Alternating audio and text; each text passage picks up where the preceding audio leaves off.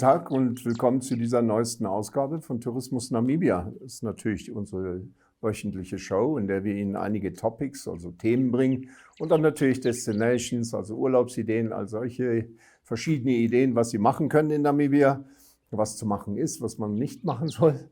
Und dann natürlich to the point ganz am Ende. Wie Sie eben sehen konnten auf dem Schirm, mein Name ist Frank Steffen, ich bin natürlich von der Allgemeinen Zeitung und führe Sie auch in dieser Woche durch diese Show. Als erstes haben wir natürlich Topics. Ja, eine traurige Nachricht als erstes, also Royston Wright. Das ist eigentlich eine richtig traurige Angelegenheit. Der ist in den Jagd- und Tourismuskreisen sehr bekannt, ist ein Farmer, Royston Wright. Ist in dieser Woche gestorben auf seiner Farm Okachero im Distrikt Windhoek, nachdem er vom Blitz getroffen wurde. Also Wright war jahrelang stellvertretender Vorsitzender des namibischen Berufsjägerverbandes NAFA und hatte die NAFA-Schule für naturschutzverbundene Jagd wiederbelebt. Er war außerdem Eigentümer von Okachero Hunting Safaris Namibia und dann natürlich sehr bekannt für das Rastlager Bobian Dam Tented Chalets. Okachero liegt etwa 70 Kilometer vom internationalen Flughafen Hosea-Kutako entfernt. Und was oft vergessen wird, ist die maßgebliche und erfolgreiche Rolle, die er als Teil eines Teams im Kampf gegen das sogenannte Canned Hunting von Löwen übernommen hatte. Ja, einige von Ihnen werden sich erinnern, in Südafrika war das ein Weilchen lang die große Masche. Da hatte man dann die Löwen eingesperrt und teilweise sogar betäubt, um sie dann abzuschießen, was ja überhaupt keiner Jagd nachkam. Ja, das war Royston Wright und das ist natürlich schade, dass wir den verloren haben. Also in Tourismuskreisen sind die meisten relativ entsetzt. Ja, und dann haben wir TSA, also das steht für Tourism Satellite Account. Und dieser sogenannte Tourism Satellite Account wurde in dieser Woche durchs Umweltministerium bekannt gemacht. Es handelt sich dabei um den nationalen Wirtschaftsbericht, in dem die Tourismusindustrie des Landes vom Nationalen Statistikamt analysiert wird. Demnach haben wir im Jahr 2022 Besucher aus dem haben im Jahr 2022 Besucher aus dem Ausland etwa 12,4 Milliarden Namibia-Dollar eingebracht und der Inlandtourismus etwa 12,6 Milliarden. Es ist eigentlich erstaunlich, dass sich das so im gleichen etwa hält. Die direkte Beschäftigung in der Tourismusbranche betrug, also die Leute, die da beschäftigt sind, 57.571, also einige Menschen. Das entspricht 7,9% der Gesamtbeschäftigung im Lande, also 7,9%. Die Ergebnisse zeigten ferner, dass der direkte Beitrag des Tourismus zum Bruttoinlandsprodukt im Jahr 2022 auf 6,9% geschätzt wurde. Das entspricht dann einem Wert von etwa 14,3 Millionen Namibia-Dollar. Ferner wurde dann festgestellt, dass es 17.081 Niederlassungen in tourismusbezogenen Branchen gibt, was das Ausmaß des Sektors eben ein wenig verdeutlicht. Also es ist jede Menge mehr, als wie ich je geahnt hatte. Ich muss ganz ehrlich sagen, ich hatte immer so, weil wir uns ja öfter mit dem Thema beschäftigen, haben wir auch einige Listen von verschiedenen Hotels und Lodges. Dachte ich immer so 3.000, also bei 17.000 wäre ich niemals rausgekommen. Ja, Feuchtgebiete haben wir dann noch zuletzt und das ist auch sehr interessant, denn das Umweltministerium gab jetzt in dieser Woche bekannt, dass sie im Moment darüber diskutieren, ob ein 6. Feuchtgebiet in Namibia als Ramsar-Gebiet erklärt werden soll. Es handelt sich um die Pfannen des Buschmannlandes, einschließlich der Nainai-Fläche, also der Pfanne. Und diese Gegenden liegen unterhalb des Kaudum-Nationalparks, womit das größte Elefantenvorkommen in Namibia natürlich verzeichnet wird. Gegenwärtig gibt es in Namibia 5 Feuchtgebiete, die als Ramsar-Gebiete ausgewiesen sind. 3 davon liegen an der Küste, also die beiden Feuchtgebiete bei Walfish Bay und Sandwich Harbour. Dabei handelt es sich im Grunde um das verbliebene Kuisip-Delta. Und als drittes das Flussdelta des Oranje-Flusses an der südwestlichen Grenze Namibias zu Südafrika, also direkt bei Oranje-Mund. 2 weitere befinden sich dann im Landesinnern, das ist, wo die meisten dieser Fotos drüber handeln. Einmal geht es um die Etosha-Pfanne und das Babata-Okavango-Ramsar-Gebiet, also Teil von Kasa eben, das letztere. Und dies wurde eben durch eine Erklärung des Umweltministeriums hervorgehoben und darin heißt es, dass Namibia den Welttag der Feuchtgebiete gemeinsam mit dem Weltwassertag vom 4. bis 7. März in Opuwo begehen wird. Und Opuwo ist alles außer ein Feuchtgebiet, hat aber eben oben den Kunene und da ist eben auch viel Wasser und naja, Kunene wahrscheinlich hat man ausgewählt, weil es da wirklich seit vielen Jahren zum ersten Mal jetzt wieder ein bisschen Regen gibt. Ob das nun schon gleich reicht, um diese richtige Trockendürre von mehr als 9 Jahren zu überwinden, das wird erst noch die Zukunft zeigen. Ja, das waren unsere Topics und als nächstes haben wir dann Destinations.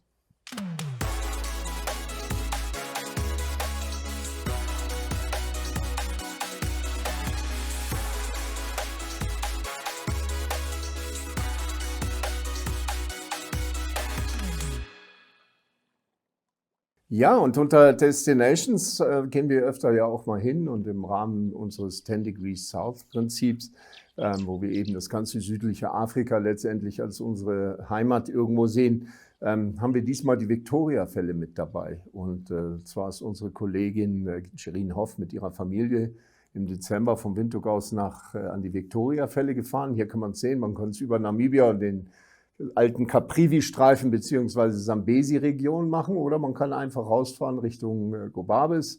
Da fährt man hinten hoch, also kommt dann über Umwege auch da hoch nach Maun und kann dann da weiter nach Victoria Falls. Also ich weiß nicht unbedingt, welches der längere Weg ist. Ich bin nur immer jemand, der die abgelegenen Wege wählt. Dadurch würde ich wahrscheinlich sogar über Botswana fahren. Aber wenn man noch nie oben im Okavango war, dann ist das eine gute Alternative. Hier sieht man halt, wie das gelegen ist. Es ist nicht so, also liegt direkt an den Victoriafällen, handelt sich natürlich um einen Ferienort am südlichen Ufer des Sambesi-Flusses in Simbabwe. Und sie hat uns dann auch zu Ende noch einen kleinen Bericht über einige der Highlights dieser Reise erstellt. Gucken Sie es einfach mal an. In December, my family and I had the opportunity to travel to Vic Falls, where we spent a wonderful 48 hours. Since there are so many activities to choose from and the prices are high, we had to be selective. But these are a couple of our highlights. Enjoy! Since we arrived at around 9 a.m. on day 1 and after checking into our Airbnb and upon the recommendation of our host Jenny, we headed to the Lookout Cafe where you can enjoy stunning views of the gorge at the falls. The cafe's design creates a flow connecting indoor and outdoor dining space, offering visitors a unique experience with breathtaking views and of course something delicious to eat. The Lookout Cafe is also the location of the Wild Horizons High Wire Adrenaline activities and the Victoria Falls Canopy Tour, which we decided to do. This consists of the longest zipline ride in the world, or so they say. On this activity that takes between 45 minutes and an hour, you zigzag 425 meters across the gorge, while suspended 120 meters above the Zambezi River below. You'll be harnessed and attached to a pulley, then launched over the edge, picking up speed as you descend over the water. However, if this is not your thing, you can also undertake bike tours, flying fox gliding, which you need to see for yourself, whitewater rafting, and gorge swings from the cafe. One of the activities you can participate in for free is a vulture feed at the Victoria Falls Safari Lodge. Here, hundreds of vultures swoop down and feed on leftover meat scraps and bones from the on-site restaurants at 1 o'clock every day, as well as providing the opportunity for visitors to spot white-headed vultures, hooded vultures, lappet-faced vultures, and white-backed vultures. This supplementary feeding program aids the survival of these remarkable but very endangered birds. After having lunch, we headed to the falls themselves. The falls, located on the Zambezi River, also form the border between Zambia and Zimbabwe and are simply said one of the world's most stunning natural wonders. Spanning about 1,000 meters in width and plunging over 100 meters into the gorge below, it is recognized as the largest waterfall based on its combined width and height. Locally known as Moza Autunye, meaning the smoke that thunders, the falls create a mesmerizing spectacle with mist and spray visible from miles away. Surrounded by lush rainforests, the area boasts diverse flora and fauna.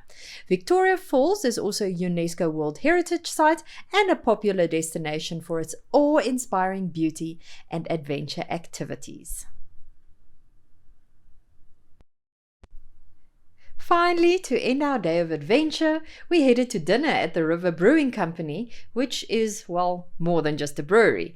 Besides being able to taste the locally produced beer, we also had delicious pub grub and a few cocktails. This brewing company is the first and the biggest microbrewery in Vic Falls town. Each one of the beers is brewed from pure Zambezi water, along with German malted barley and hops. And when they're not brewing beer, there's always an abundance of local entertainment as well. On day 2 of our visit, we headed to the Elephant's Walk, where we had a delicious breakfast and could browse amongst the artist village. Here you meet local artists and craftsmen at work, creating uniquely Zimbabwean pieces. You can also visit a jewelry studio to see silversmiths using the art of lost wax casting. And if culture and history are your cup of tea, then a visit to the Yafuta Heritage Center is a must. However, in the surrounds, please support the open-air curio market, which is a hop, skip and jump away from this elephant walk. The crafters are very happy to show you their handmade products, and you will also definitely find a bargain here. After we'd done browsing and buying some curios, it was time for lunch, and a trip here would not be complete without something to pick on at the historic Victoria Falls Hotel. We picked a seat at Stanley's Terrace, which offers far more than just their famous high tea. It is also a delightful setting for light meals throughout the day. Naturally, traditional afternoon tea is served daily, and you can enjoy this with spectacular views of the Victoria Falls Bridge and the spray from the falls in the distance. Our final adventure for the day was a sunset cruise on the Zambezi. The price included a pickup and drop-off, so no worries about finding the launch area as well as drinks and snacks. And what a wonderful experience! Flowing rivers just bring peace to the soul. While chilling and watching the falls from afar, you can enjoy the wildlife along the riverbanks, and don't forget to look out for colorful birds that call the area home. After spending a magical 48 hours in Vic Falls, it was time to head back to Namibia, and on the way out we headed past the big baobab tree. This giant among trees is considered to be one of the biggest in Zimbabwe. 20 years ago it already measured 22 meters in diameter and stood at 24 meters tall in 1985. At around 1,500 years old, by baobab standards, it still has 2/3 of its life expectancy to go. Finally, a tip for road trippers. Entry into Zimbabwe is much easier if you have all your paperwork in order, including your TIP permit. Check out ecustoms.zimra.co.zw for more details. Also, remember that if you're traveling from Namibia by road via Botswana to Zimbabwe, road taxes must be paid and vehicle clearances are asked at both border posts. Also, make sure to take along small US dollar notes as tips and for curio sellers. There is a Pick and Pay in the town where prices are shown in Zim dollars, so don't get a fright. Ja, und das sind unsere Victoriafälle, die natürlich nicht in Namibia liegen, aber eben doch von Namibia einfach zu erreichen sind.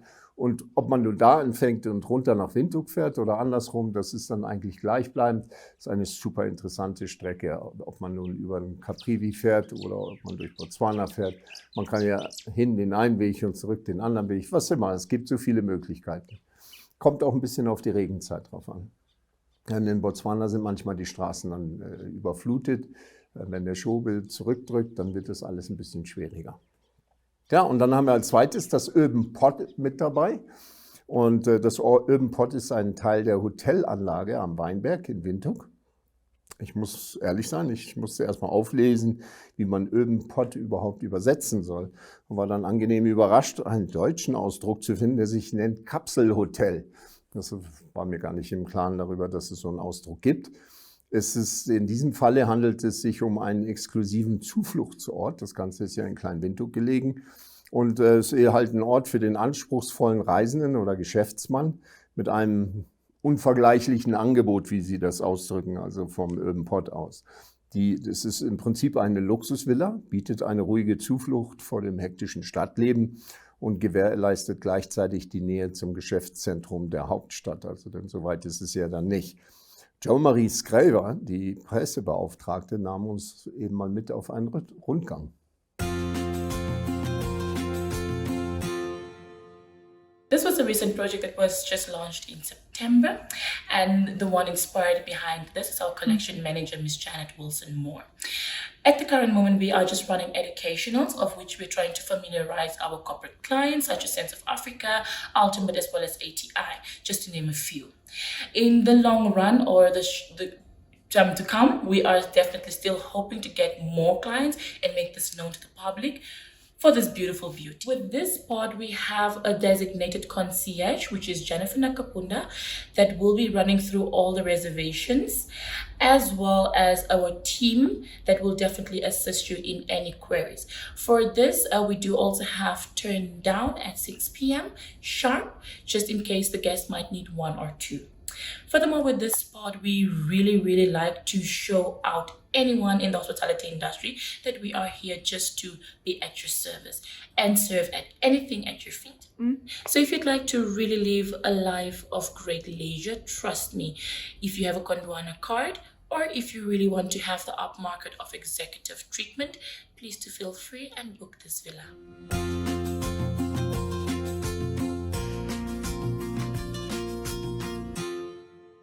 Ja, und das ist das Urban Pod, das Kapselhotel. Also es war mir total neu. Generell, meine Kollegen bei der AZ waren alle, ach so, sowas gibt es auch. Ja, und als nächstes haben wir noch To the Point.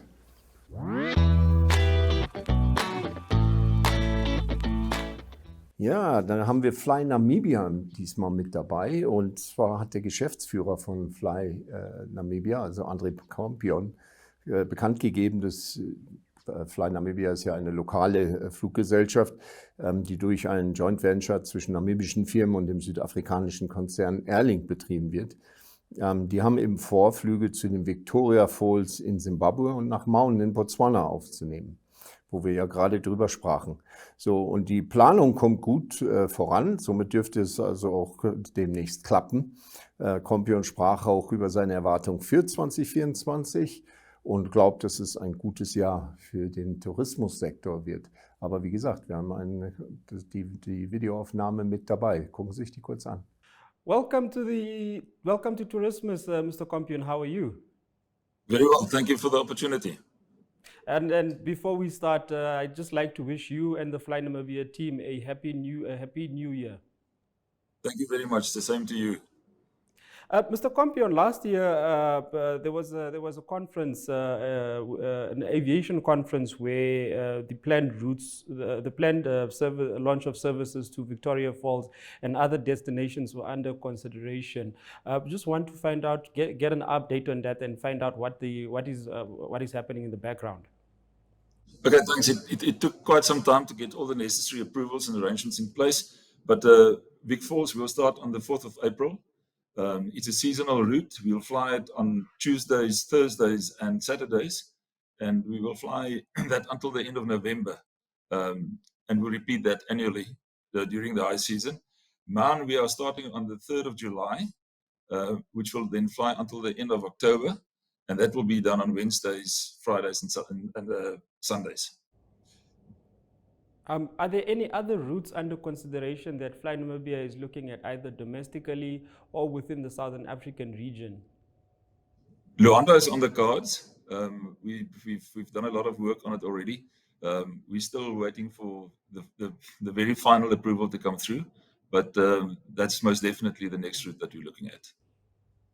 And then, since we are now at the start of the year, what are your expectations in terms of travel numbers into Namibia and regionally, from a tourism perspective, but also in terms of air travel? We're very excited about the season that lies ahead. We can already see it in the hospitality industry. The forward bookings are excellent, better than we've had in many years, and obviously those tourists coming into the country, many of them fly. So I think the season is going to be equally positive for the airline industry. But fortunately, our business is not built only on tourist travel. We do a lot of business travel, especially now with the developments in the oil and gas industry. So all in all, I think that the outlook for the year ahead is very positive for us. And then Vic, Air Namibia, Fly Namibia, my apologies, Fly Namibia, having announced plans to fly into Maun and Vic Falls. How does this add now to the numbers as far as the Kasa tourism area is concerned?